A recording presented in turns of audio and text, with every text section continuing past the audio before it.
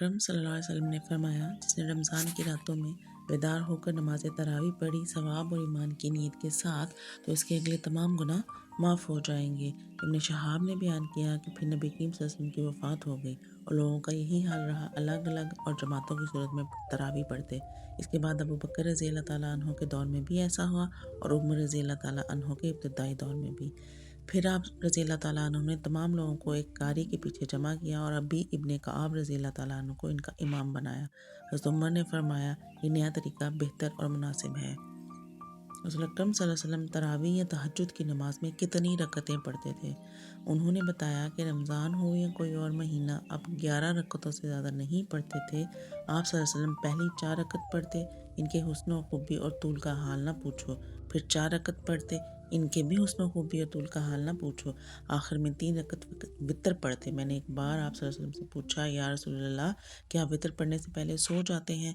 تو آپ نے فرمایا، عائشہ، میری آنکھیں سوتی ہیں لیکن میرا دل نہیں سوتا۔ نبی کریم صلی اللہ علیہ وسلم کے چند اصحاب کو شب قدر خواب میں رمضان کی آخری 7 تاریخوں میں دکھائی گئی تھی۔ پھر رسول اکرم صلی اللہ علیہ وسلم نے فرمایا، میں دیکھ رہا ہوں کہ تمہارے سب کے خواب 7 آخری تاریخوں پر متفق ہیں، اس لیے جسے اس کی تلاش ہو وہ اسی ہفتے کی طاق راتوں میں تلاش کرے۔ نبی کریم صلی اللہ علیہ وسلم رمضان کے دوسرے عشرے میں اعتکاف کیا کرتے تھے۔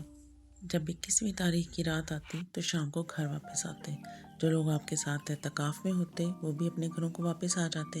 ایک رمضان آپ صلی اللہ علیہ وسلم جب اعتکاف کیے ہوئے تھے تو آپ مسجد میں ہی مقیم رہے، لوگوں کو خطبہ دیا اور جو کچھ اللہ پاک نے چاہا آپ نے لوگوں کو اس کا حکم دیا۔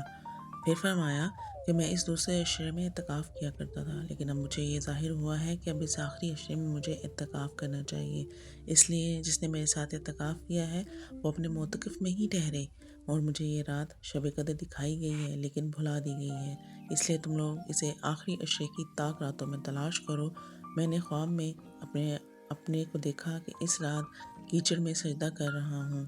پھر اس رات آسمان پر بادل ہوئے اور بارش برسی، نبی کریم صلی اللہ علیہ وسلم کے نماز پڑھنے کی جگہ سے چھت ٹپکنے لگی۔ یہ 21ویں کی رات کی ذکر ہے۔ میں نے خود اپنی آنکھوں سے دیکھا کہ آپ صلی اللہ علیہ وسلم صبح کی نماز کے بعد واپس ہو رہے تھے اور آپ کے چہرے مبارک پر کیچڑ لگی ہوئی تھی۔